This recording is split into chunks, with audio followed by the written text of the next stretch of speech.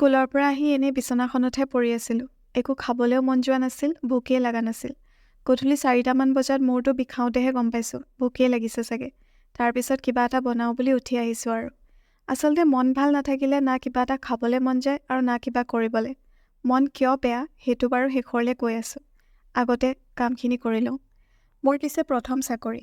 চাকৰি জীৱনত যে এনেকুৱা কিছুমান মানুহ লগ পোৱা যায়, যাৰ লগত একদম নিজৰ নিচিনা লাগে, মই সেইটো ভবাই নাছিলোঁ।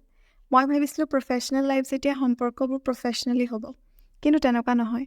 অফিচত হ'লেও এনেকুৱা মানুহ লগ পোৱা যায়েই, যাক আপুনি চব কথা ক'ব পাৰে আৰু নিজৰ ইম'শ্যনছ দেখাব পাৰে। স্কুলত পিছে দাদা এজন আৰু বা এজনী মোৰ তেনেকুৱা ধৰণেই আপোন মানুহ। আৰু আজি দাদাৰ ট্ৰান্সফাৰ হোৱা খবৰটোৱে কোনোবা এখিনিত অলপ দুখ দিছে। অলপ দিনৰ পিছত হয়তো বাও যাবগৈ। এনেকৈ ভাল লগা মানুহবোৰ গুচি গ'লে কাম কৰি ভাল লাগিব জানো? এইবোৰকে ভাবি ভাবি ভাত বনাই থাকোঁতে ইমানখিনি আইটেম বনাই দিলোঁ। আজিলৈ আহিছোঁ।